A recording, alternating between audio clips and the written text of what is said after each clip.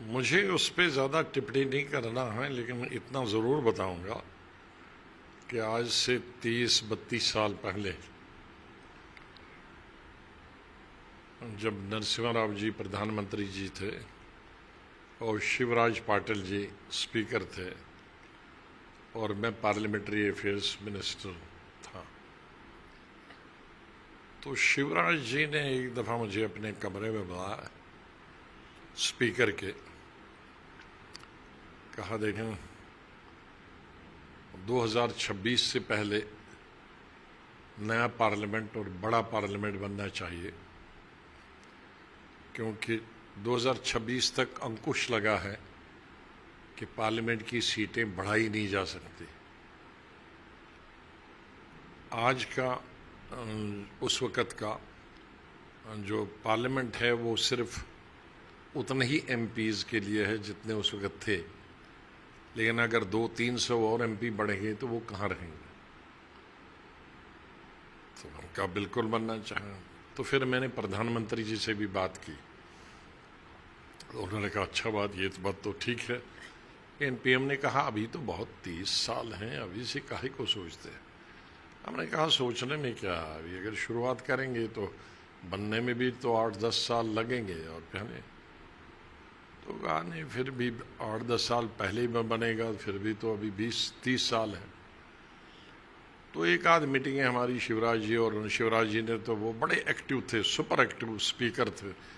मैंने आज तक उतना एक्टिव स्पीकर और बड़ा कंस्ट्रक्टिव और डेवलपमेंटल माइंडेड स्पीकर कोई नहीं देखा। उनके पीरियड में पार्लियामेंट में सेंट्रल हॉल के बाहर लॉन बहुत सारे स्टैचूज़ लगे लीडरों के, सभी पॉलिटिकल पार्टीज़, कोई भेदभाव नहीं रखा उन्होंने।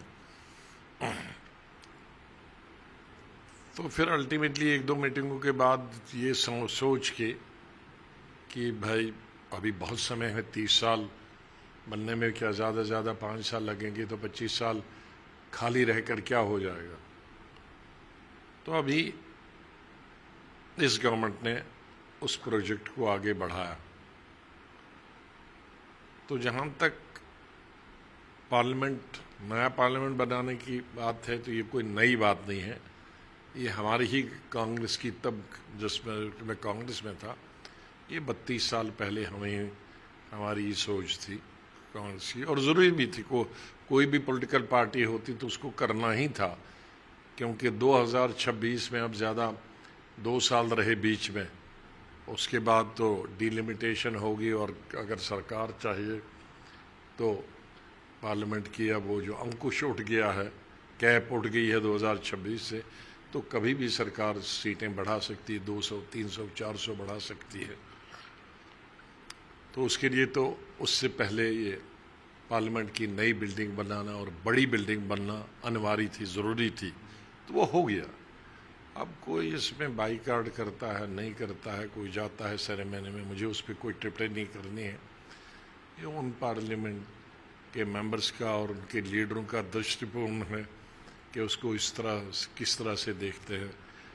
वो उनको बताना होगा कि वो अगर बाईकाट करते हैं तो क्यों बाईकाट करता है। मैंने खाली एक हिस्टोरिकल बैकग्राउंड बनी कि सरकार कोई भी होती तो उसको ये बनाना ही बनाना था। तो ठीक है, 2024 से पहले बन गई, ये अच्छी बात है। अब वो एक टेक्निकल बात है, वो तो प्राइम मिनिस्टर और प्रधानमंत्री जी के बीच का मामला है, उसमें मुझे कोई टिप्पणी नहीं करनी है। लेकिन पार्लियामेंट हाउस बना, ये बनना चाहे था, और ठीक 2026 से पहले बना, ये बहुत अच्छी बात है। बहुत पहले होना चाहिए था, नहीं होती है, खाली कहती हैं, और जिस वक्त इकट्ठे होता फिर खिसक जाती है। हाँ, ऐसी मुलाकातें बहुत पहले भी हुई है। ये बीच में 2 महीने के लिए एक फैशन चलता है, फिर बंद हो जाता है, लेकिन एक प्रैक्टिकल एफर्ट करनी चाहिए, मुझे उसमें कोई आपत्ति नहीं। मैं इसको पहले ही कहता था, कुछ राजनीतिक दलों ने इसका तो विरोध किया था, लेकिन मैंने तो उस वक़्त भी 2 महीने पहले भी इसका समर्थन किया था कि G20 पहली दफ़ा भारत में हो। विश्व के सबसे बड़े शक्तिशाली राष्ट्रपति और प्रधानमंत्री एक वक्त में, एक समय में भारत में आए और उसमें जम्मू कश्मीर के टूरिज़्म पे फोकस करना, वो अपने आप में एक बहुत बड़ी बात है। जाहिर है भारत में आज़ादी से पहले भी, 47 से पहले भी जो पर्यटन की सबसे अच्छी जगह मानी जाती थी जम्मू कश्मीर ही कश्मीर में माना जाता था। इस बीच में जम्मू को भी बहुत पर्यटन का ने जोर पकड़ लिया, जो उसको हम पिलग्रिम टूरिज़्म कहते हैं कि माता वैष्णो देवी का यहाँ मंदिर है जिसमें करोड़ों लोग देखने आते हैं। 1-1.25 करोड़ तो आज से 15 साल पहले जब मैं चीफ मिनिस्टर था उस वक्त, अब तो उसकी संख्या बहुत बढ़ गई हो। और भी कई जगहें हैं टूरिस्ट की, भद्रवाह, बाकी जगह इधर बनी, सोली, जहाँ पर्यटक जा सकते हैं, रजौरी, पुंछ। रजौरी में भी एक बहुत शारदा शरीफ है, वहाँ भी पिलग्रिम टूरिज़्म जा सकता है।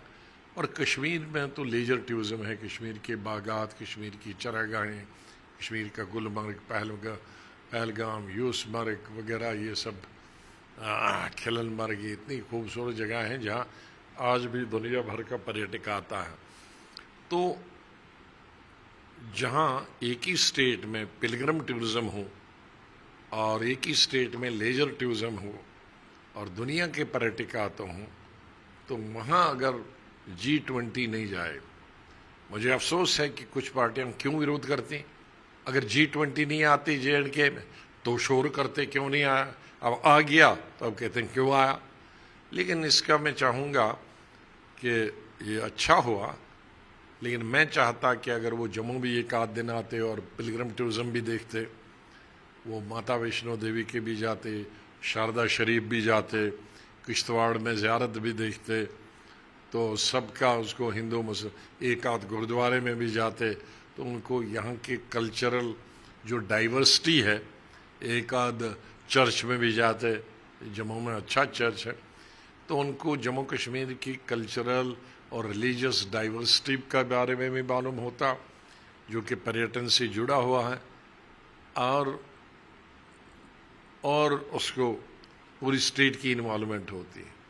तो मुझे पूरा उम्मीद है कि इसके जाने के बाद कुछ हमारे स्टेट के बारे में इंटरनेशनल फोरा पे कुछ कदम उठाए जाएं और वहाँ से और टूरिस्ट आ जाएं। जम्मू में भी पिलग्रिम टूरिस्ट और कश्मीर में भी पिलग्रिम और लेजर टूरिस्ट दोनों जा सकता है। अब पीओ के तो जम्मू कश्मीर का ही हिस्सा है, यहाँ गए तो आपको लगता है उसको लेकर अब नहीं, उसमें कोई दम नहीं है।